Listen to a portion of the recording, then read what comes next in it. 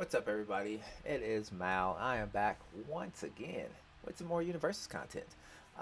Today, I wanted to do a different video, hopefully, a fun little video. For those of you who don't know me, I am a professional wrestling fan. I love the spectacle of it. I have been a fan since the 90s, just the Attitude Era. That's where I grew up in as a kid. So I introduced to wrestling. I've loved it ever since. However, during the Attitude Era, there was a segment that Mankind, Mick Foley, had put on for The Rock called This Is Your Life.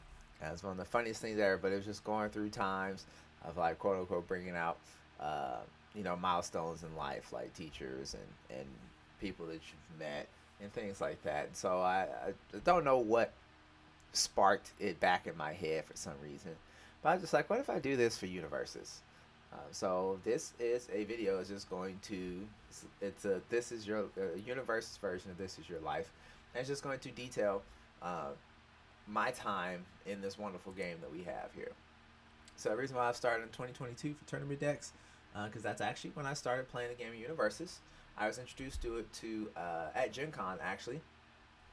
I was there to compete in a game called Star Wars, a miniatures game called Star Wars Legion. I was at a Worlds qualifier. Unfortunately, I went 2-2. It was two separate heats. Not even everybody 3-1 was guaranteed to make it in. Like 3-1 wasn't going to get the cut. A couple 3-1s weren't going to make it. So unfortunately, I did not get my Worlds qualifier invite. That was my first tournament there, though. So I was just like, okay. But that frees up the rest of my schedule because how they did it is Gen Con's 4 days. So they had Heat 1 on Thursday and I think Heat 2 on Friday. And then finals would be Sunday. So either way, you'd have 2 days to con. Well, since I know I'm not making finals, I now can just look to go play other events. Loved MHA. My LGS tried to get me to potentially play beforehand, but schedule didn't work out. But they had told me that there was a MHA card game because they already knew that was my favorite anime. They kind of explained to me that the game system had been around forever.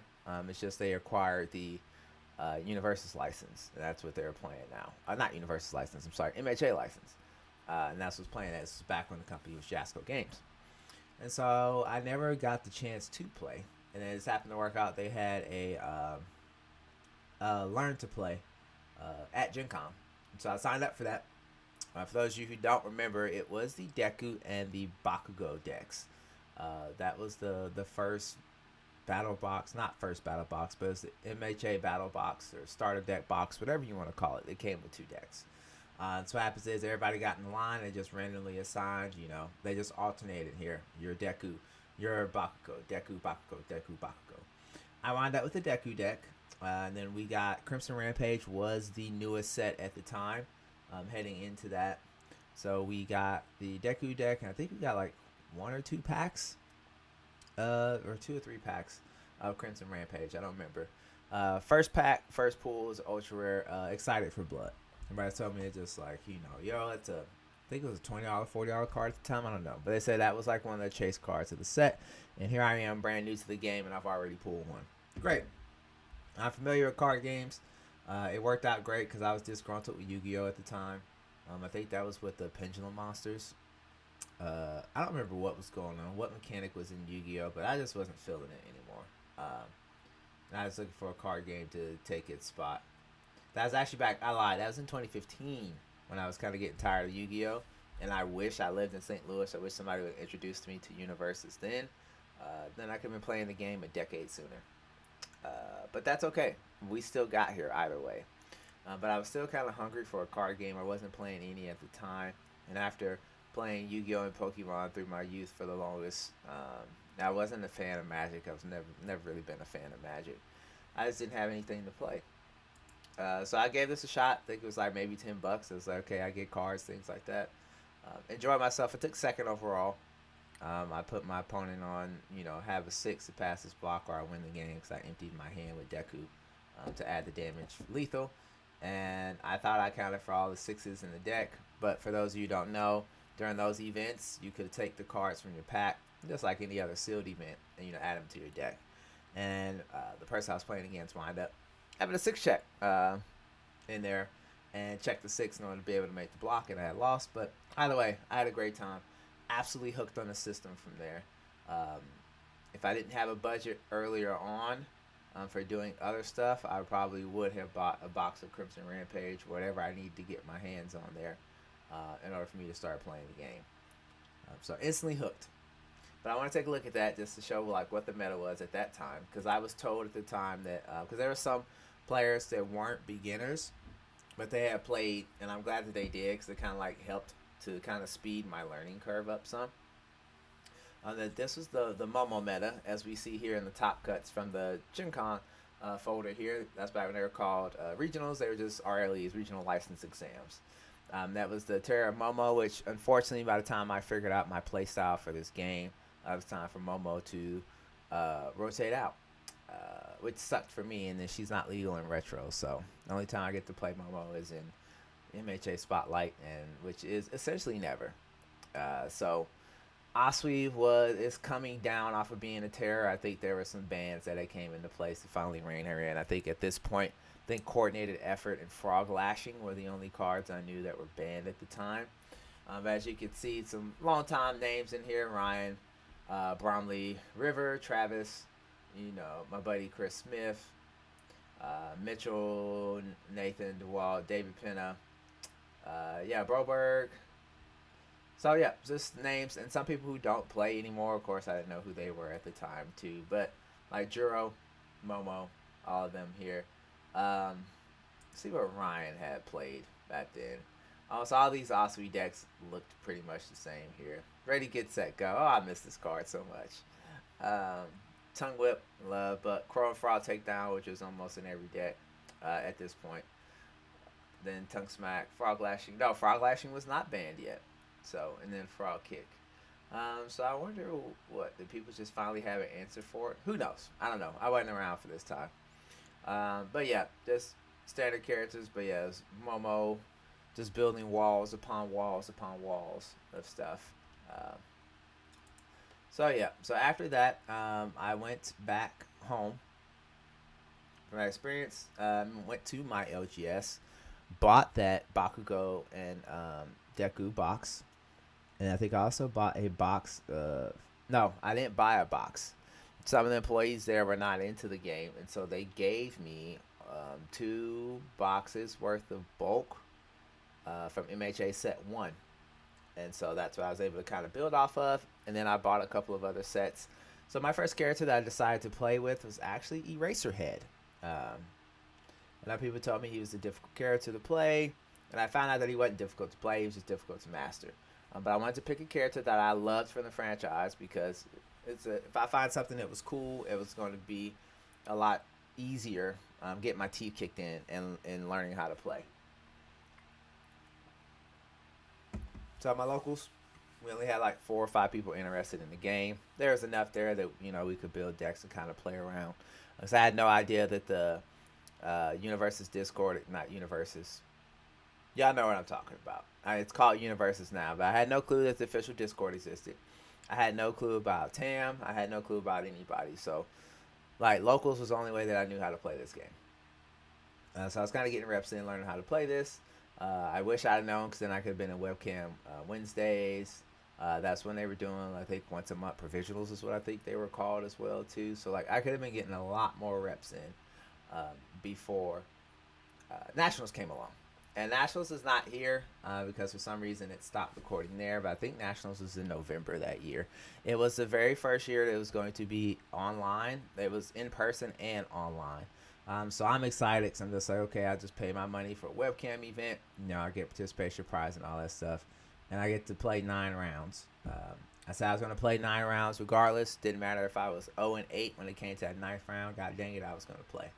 And so I played Death Eraserhead with the cards that I had on hand.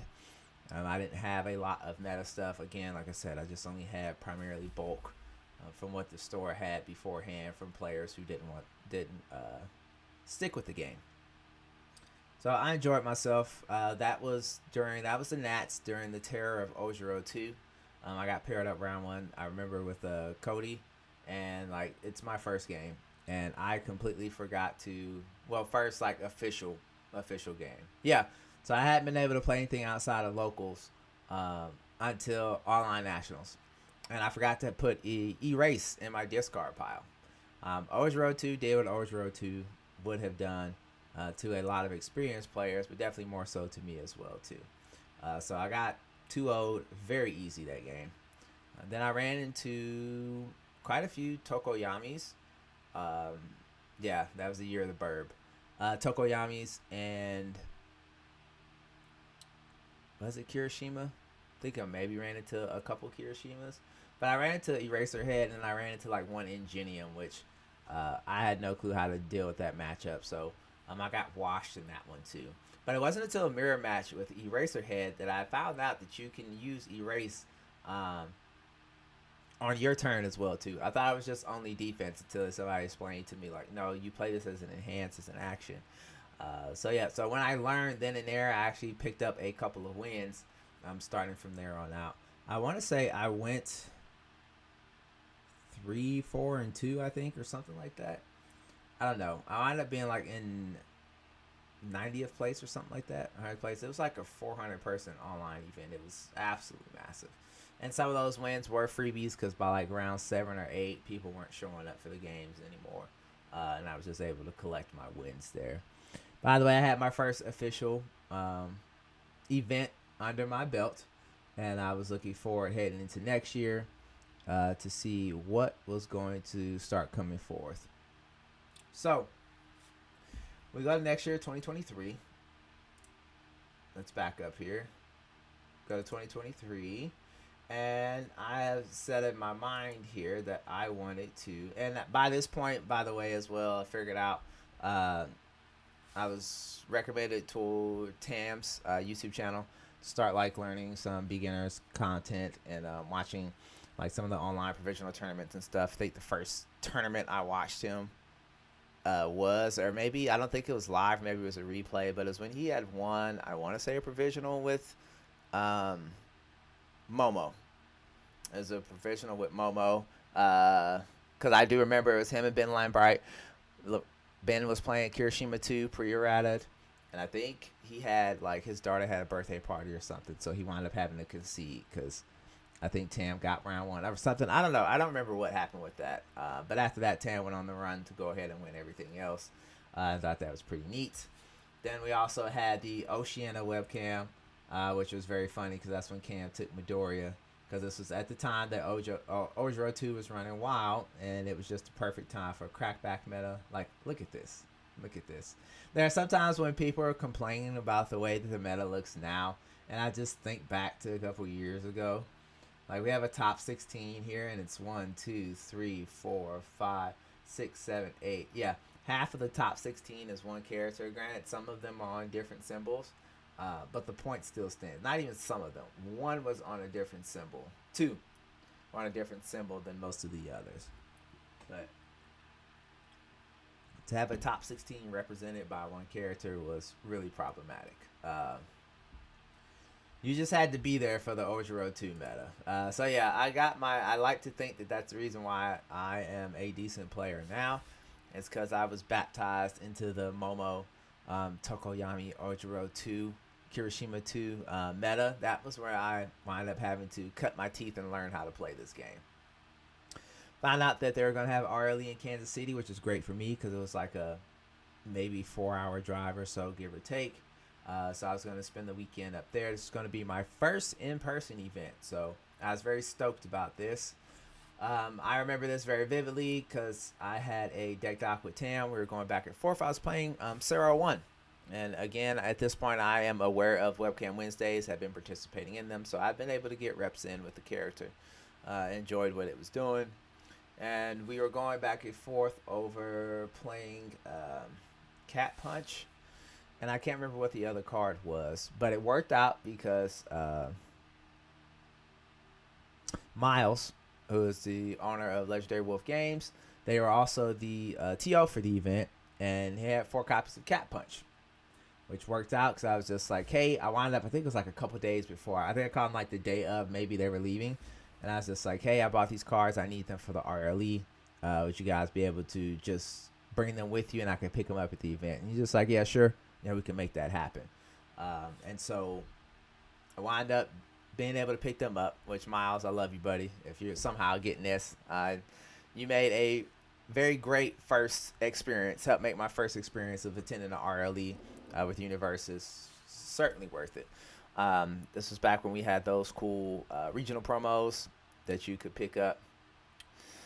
Well, we had some of the chibi promos, but I know before then I made a couple of trades for like the indiscriminate shocks, the dark shadow ruins. Some of the old heads know what I'm talking about, but they were just some absolutely sick regional promos. Grasping tape toss, I think, was another one. Just beautiful, beautiful cards that I would love to get back to like that level of promo to be able to redeem things because those promos are just so sick. Like I have some of them still; they're just incredible.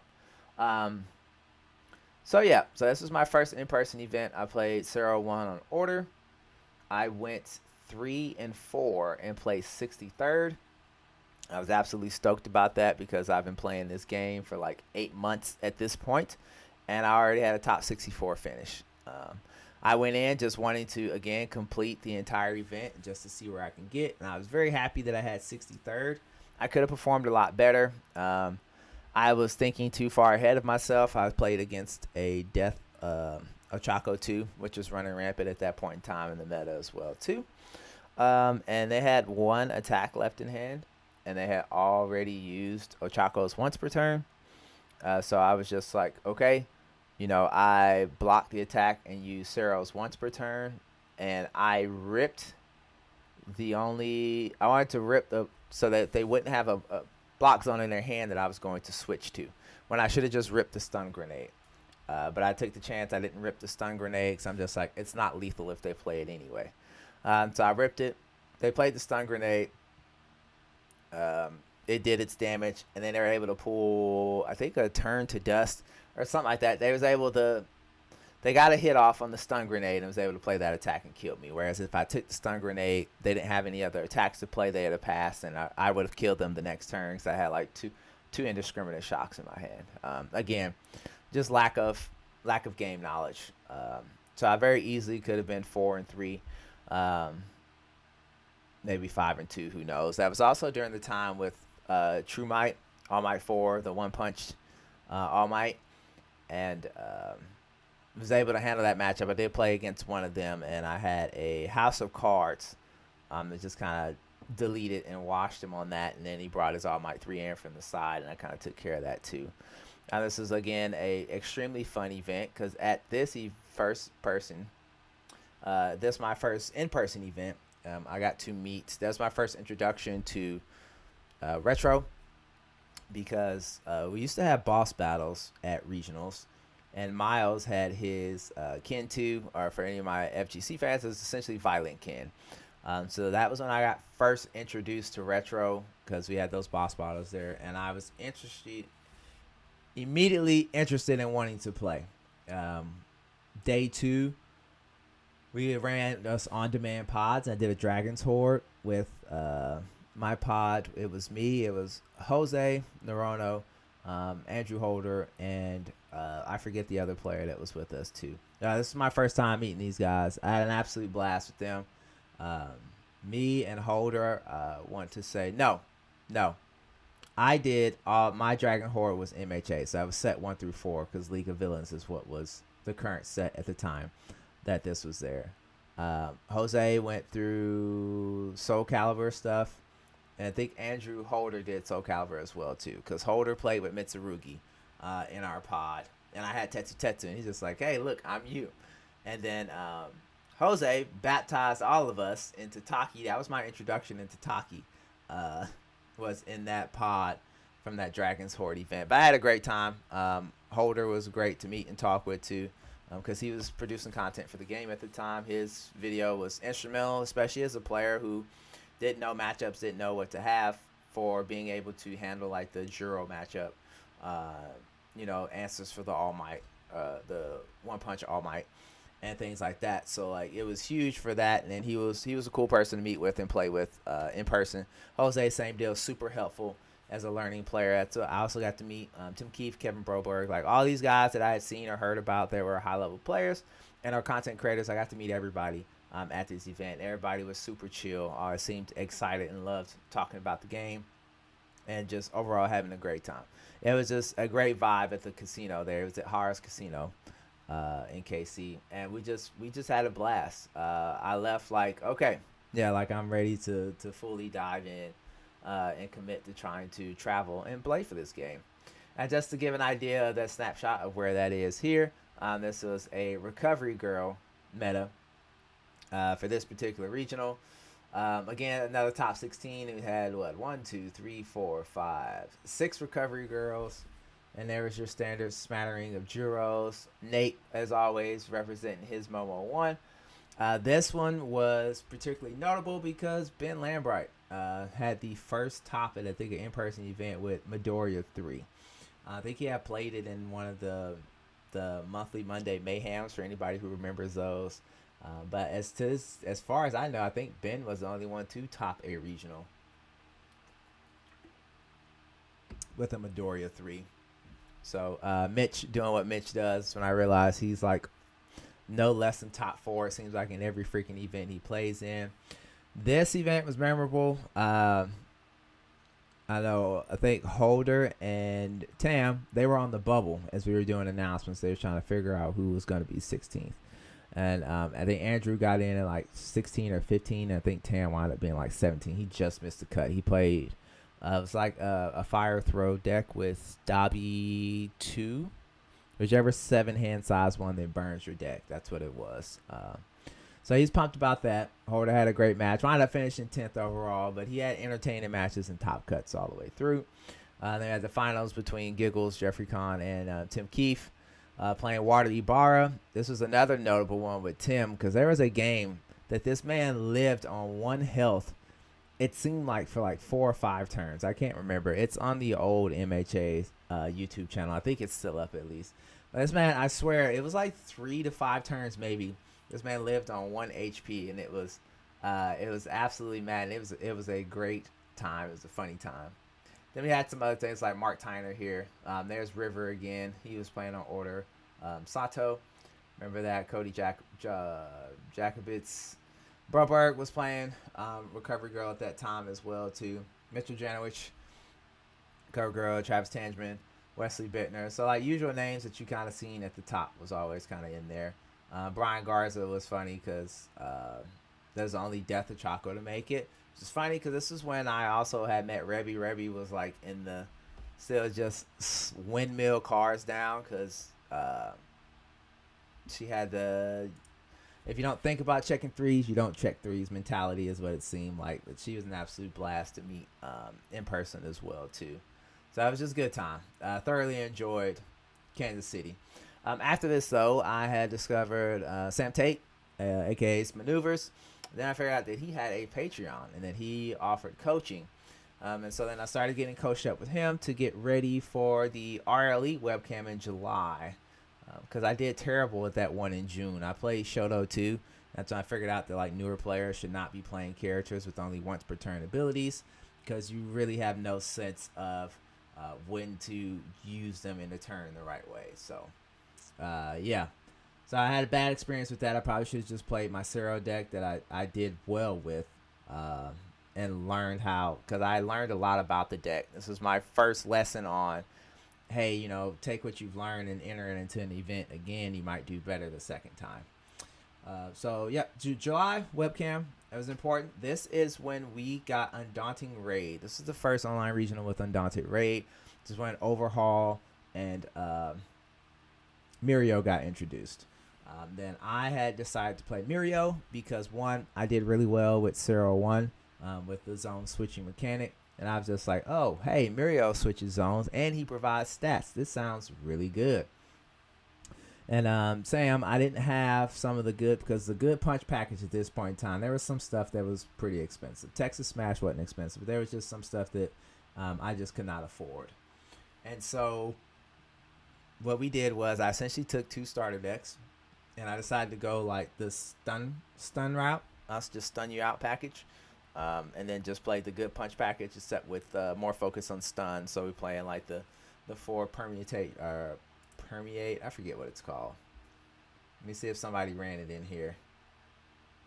No, I didn't. Most people didn't run it because like that wasn't their game plan, so they just ran like the other uh, punch good stuff. I can't think, but it's the one that once you um, change the zone, you can respond and flip in order to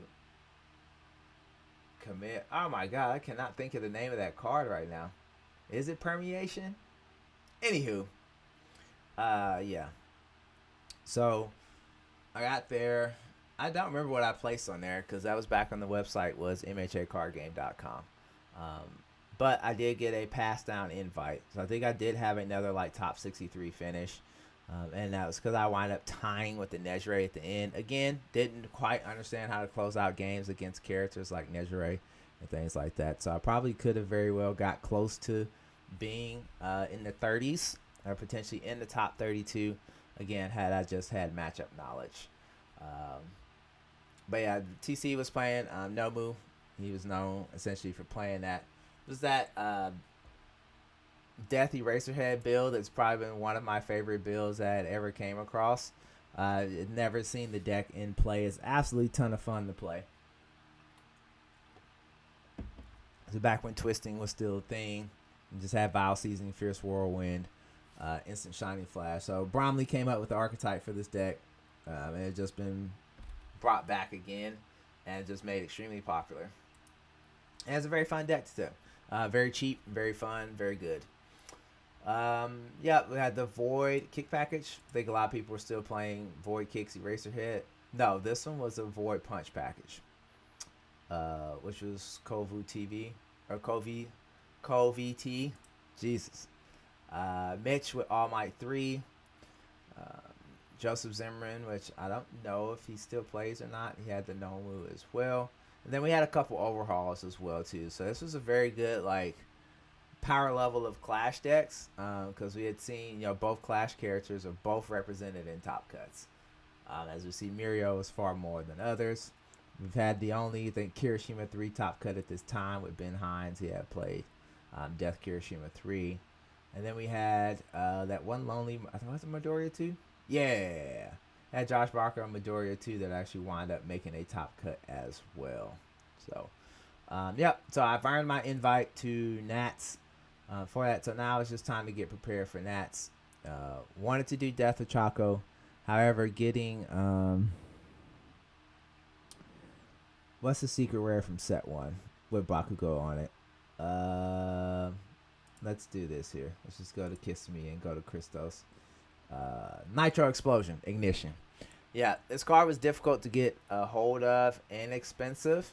I had everything else that was a part of there, but I just had a hard time getting that card. And for a while, me and Sam were trying to lab and figure out a way around that, but it was just really hard to like make the deck go without having these.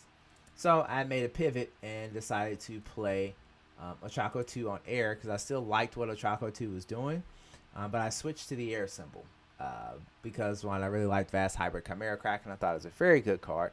Indiscriminate Shock from my days of playing Order Zero, I knew it was very good as well too. So we're talking about a symbol that got to play Vast Hybrid Chimera Kraken, Indiscriminate Shock, Jolt, just a ton of good stuff.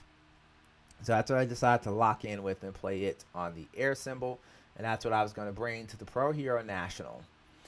So we'll fast forward here to Pro Hero National in October 2023. That was in Dallas, Fort Worth. I traveled down out to that to be there in person. I started off extremely well. I started 4-0, and then we got hit for the feature match for the stream. This was my first time meeting Barlow. We had a stream match round 5. He was playing Chaos Amajiki, and then I had my Aero Choco 2. We had a great series, probably one of my favorite stream series that I've had by far. I stole game 1 off of him because I just had the craziness. I realized I had a couple 6 checks still in my deck, and I had to like check a 6 in order to potentially keep the line alive to kill him. I played the Indiscriminate Shot. I actually wound up checking the 6. Got that off, and then was able to hit the Ochako once per turn. Got the 5 check I needed, which gave me the 7 I need to play it again. He still had a chance to block that second attack that was lethal. He just had needed to not check a 3, and then he wound up checking a 3. We went to 3 games for that series. He wound up getting me. I think I finished 3-4. I think. Very disappointing because not 3-4. 4-4, 4-5. I can't remember. Either way, I was very disappointed because I had a shot at top cuts. And potentially hitting top cuts because there were so many people here that it was a top 32, which is absolutely wild to think about at this point in time. An in-person event having a top 32. But I ran into some bad matchups for Chaco 2. I ran into Deku 4, which, could put powerful 4 on everything. And I just had a terrible 5-hander problems. I couldn't build. And, you just have somebody that I can only, without building, I can only really have a Chaco's face to maybe block and attack. And then, we didn't have anything that was, yeeting stuff from the card pool or flipping attacks to cancel them, anything like that yet at this point in the game. And then I ran into Mirios, which at that point in time, if anyone was not familiar playing against especially good Mirio, you're just hoping they don't find any capture evildoers, or they were just going to be playing more punches than you could block. And that's how they just kind of beat you. And that's how I got ran over against with 2 Mirios. And then I played Bromley with his Death Eraser head. And then I just couldn't climb that as well too, because again, he's just turning my character off, and it just kind of made it difficult. Again, I wasn't sure how to navigate playing against Eraserhead yet. Wasn't a super experienced player at this point. Again, I've only been playing for a year. Either way, I had a great time. I thank Sam, because I don't think I would have even been remotely close in doing that well without his coaching. He kind of brought about a lot of good fundamental gameplay that's in Universus that nobody had. It's kind of weird because people do it without thinking about it, but it's hard for them to explain. And Sam was that type of coach for me to kind of get it over the hump to explain like gameplay loops of, core gameplay loops of Universus. George won this one in an epic match. They had to start shutting the venue down. Flights were missed. And this is against Carson's 113 card deck, I think. Was it 113? Oh, it says 113 card Shoto. 112 card Shoto. Shoto deck. So, yeah, that was a fun one. Phil Birch, I remember his Evo Mimic almost got there. I can't remember what happened against Carson. I'm pretty sure I remember him being close to, like, actually legit winning that. I just don't remember what happened. David, I don't remember what happened to him either, too. But Justin Birch doing what he does with Jiro. William, he did was the only evil overall I think that made top cuts actually, and did extremely well. I wound up being 6. I do remember that being notable because pretty much the overhaul symbol really was life. But you've seen a few over here playing them on Earth like William Godby and James Novak. So yeah, then a couple of the other usual things there. Dylan Bowman was the Midoriya 4 that I lost to in Swiss. That I just couldn't find anything. I missed the good punch package. The good punch package was so good. Between Rejuve, especially for Mirio with Phantom Threat. Then we had the Valiant Assault, Texas Smash, Hard Jab. The punch package ate real good during the MHA era. Then usual with no moves.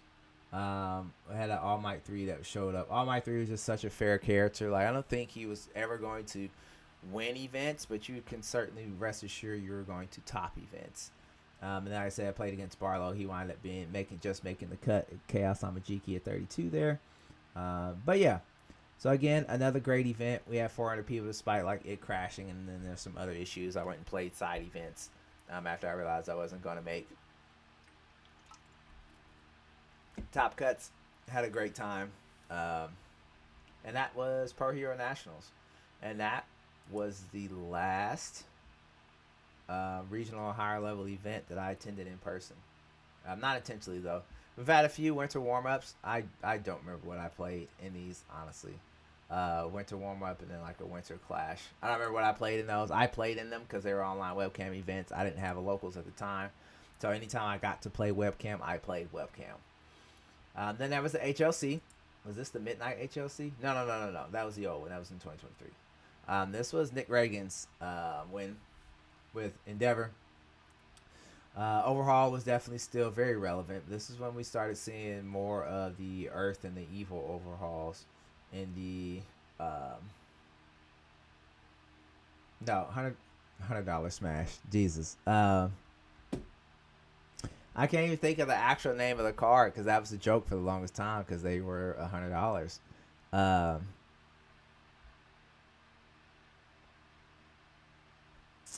oh my god, was it 100% repeated smash or something like that? I don't know. It's funny. It's funny you run with the joke for so long, and when you want to think of the actual name, it's just like, wait, what? What was that? What was the name of that card? I don't remember what the name of the card was. Anywho, Nick won that one. Um, That's your standard Juros. Overhaul Juro. Travis played Hawks on good symbol. This HLC wound up being 11th. Jose was on Juro 2, which some people were experimenting on. Carson again with that Shoto deck that he just loves. If you ever talk to him, I mean, he loved to talk about that deck and play at that deck. Like, if they had somehow reprinted Shoto on a different character, I'm sure he would bring it back again.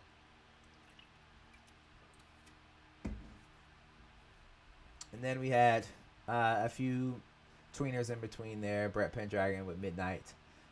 Bailey played Toru.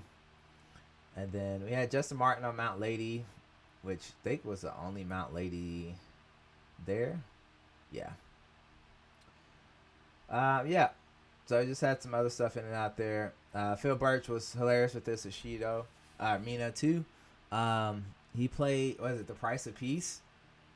Like, yeah, he had played The Price of Peace, and it's just like either he needed it to go ahead and close out the game, or like, of course, it was going to be game over because this card has the effect that if it's not your first form at the start of the end phase, you lose the game. So like, you have to draw it to your printed hand size to 6, and if you don't find your answer, then you're dead after that. And he didn't find the answer, but like, it created a great moment nonetheless, because if he did, he'd be shooting up in the top 16 after that, for sure. Yeah. So that was HLC. I did not attend that HLC. I wanted to just be able to be a part of everything else that was going on at Worlds. Just couldn't fit in the budget to make it to Orlando. Then we got to the Wish tournament. I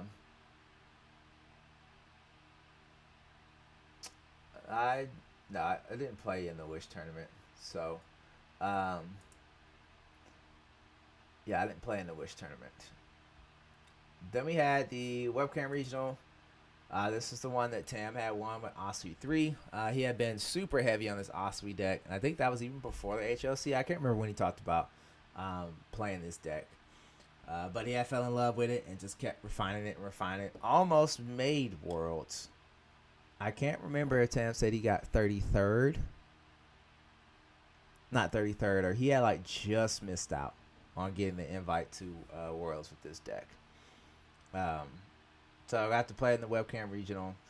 Won it in order to get his invite there. Ran against Younger Taguro, who this was pre-errata. So he was kind of running rampant in the meta. Essentially, he was the meta on the death symbol. Between that and Mop Strike, he was just creating a ton of problems there. But Tam at Showcase, again, sometimes when we talk about like deck versus player, you could tell that the player just didn't have a response for when Tam was just constantly chain blocking the attacks as far as like what to do or maybe to pivot. It just kind of seemed like he just wasn't used to people just being able to play defense against Younger Taguro in that matchup. And yeah, so Tam was the Taguro killer. I think that whole top cuts, I think he played 2 of them. And was able to pack both of them up and send them home. We had David made another top 8 with that. Ben, I really wish Ben would have registered more events with Mina, because I really think he probably could have maybe cracked at least the top 4 with her. Ben's a very good player, and he's always playing some weird deck. Like he did King Ghidorah in the St. Louis regional, which I'll get to later on here as well too. So then of course he had Midoriya 3, so he's always doing fun stuff. And Corey had Def Shigaraki, Shigaraki 3, which he had been playing with before, because that was even back as far as the RLE, I think in June or July of 2023 or something like that. So it's not his first time playing Shigaraki, having Shigaraki 3 registered for an event. Um, but yeah, Top Cut with that. So that was a fun one. I don't remember what I played. I think I played Death Bakugo 4 in that one. But I ran like 8 2 checks in that deck, I think I was running like 4x Villainous Waylay, 4x Explosive Rebuke. I just had a ton. I enjoyed playing that. And then, so we had the regional in Vegas. I had to back out of working that. I was originally going to be a judge there, but something had happened there, and I had to. I was not able to commit to working that event. But Tim won this with Endeavor 3. Calvin Herrickle, this is when he started making his like every event I registered for, I top cut. He had Chaos Mimic there. Broberg had played Amajiki, but he had something with this deck. Because I remember watching. What did he have in here? It wasn't Armor of the Wolf because everybody was playing it.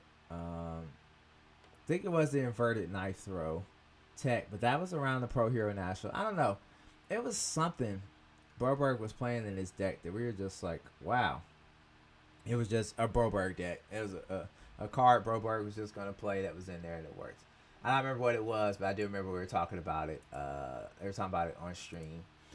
And it's just one of those Kevin cards. Then again, Younger to Girl having representation all down here as well, too. So then we go to, that was, let's talk UVS. We had the Godzilla and Girl Power. We had like the TTS. You had to use one of those characters. That was a fun community event. And then we had the webcam circuit that was started by him and Tam. That's where we started there. So when George won it with Void Rodan.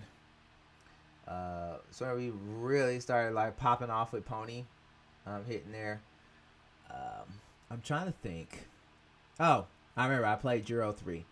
Because me and Sam, I was still being coached by Sam at this point in time.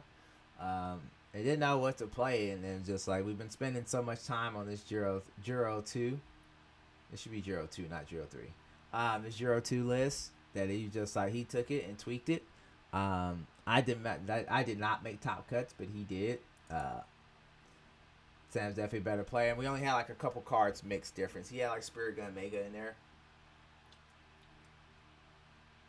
which was super helpful to him as well too.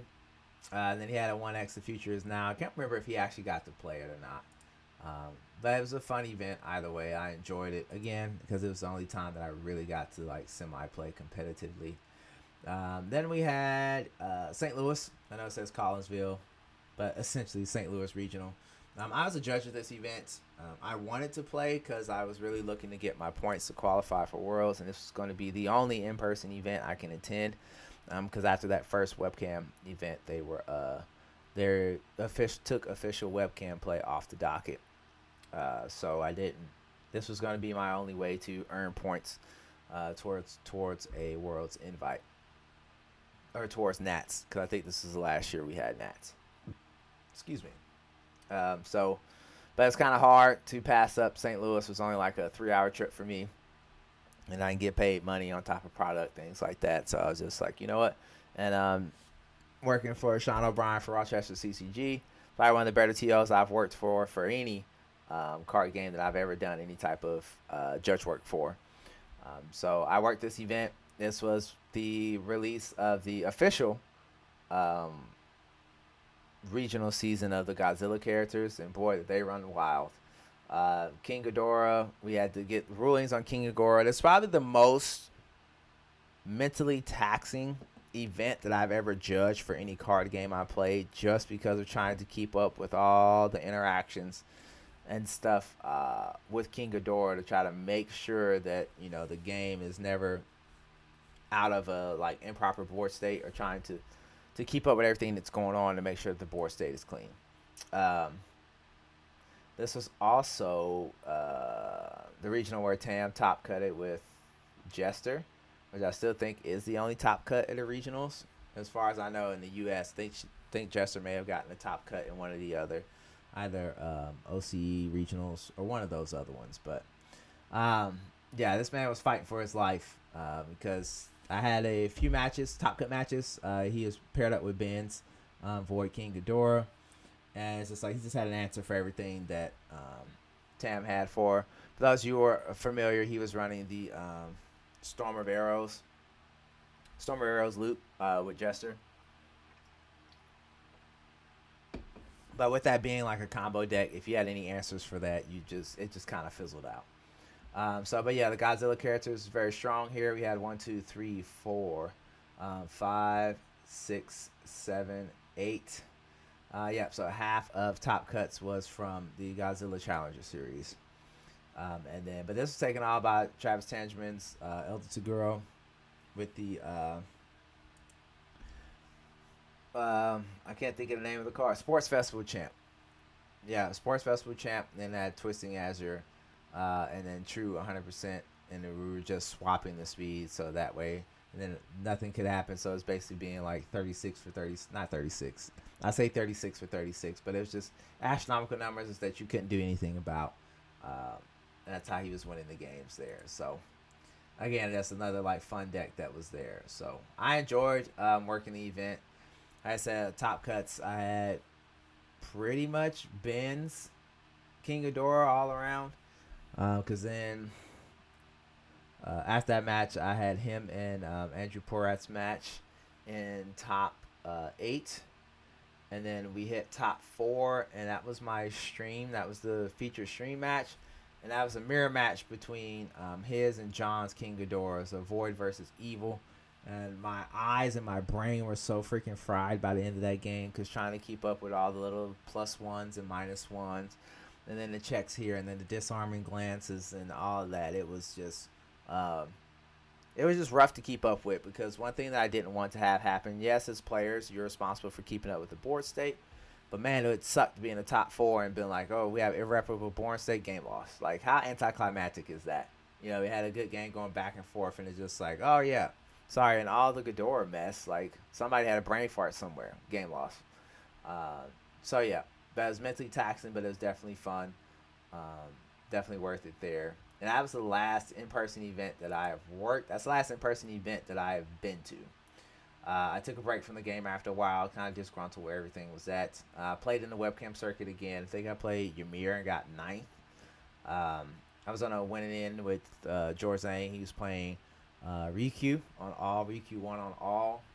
Again, I put him on having to check a 6 in order to live in game 3. And he wound up checking that 6 and was able to crack back on me and finish the series out. And it kept me out of top cuts. So, yep. And then I didn't play the community championship. I had something going on, so I wasn't able to. I don't think I had enough points anyway to play in that. Then now we fast forward to 2025. Again, I have not played in any official events this year. Everything has, at this point, been community events that have been going on. So yeah, so that is currently my life in Universus. I love this game very much. I've come back to being very active in it. I feel like I am a solid player. I just now need to be able to afford to travel to put up results. So I enjoyed this. It's about 48 minutes. I don't know if anybody's going to have the attention span to listen through this. It's definitely a lot shorter than the one that happened to be for The Rock and Mankind on Monday Night Raw. I think theirs went on for like an hour or something, maybe, or it felt like an hour at least. But hopefully, I just enjoyed taking down this trip down memory lane, and I encourage you all. Post sure this is your life in Universus. I'd love to hear from some of these players who were there during the Jasco era or the UFS era, or even maybe some through the Sabretooth. I'm pretty sure there's some of the guys that was here through the Sabretooth era. That was here as well too. So I encourage content creators, high profile players, anybody, please. I would love to see you guys upload these, and maybe just to kind of give an idea, a glimpse into your life in Universus. So I appreciate you if you had made it through to the end of this video. Thanks for tuning in. I said I will be continuing to produce more content for Universus, just trying out a few different things here. I'm just going to make content that I want to make until I find something that I really want to stick and lock in and enjoy. So, but I thought this was just something that was fun to make, and I decided to get in front of the camera and press record. So that'll be it for me, and I will catch you all in the next video. Bye now.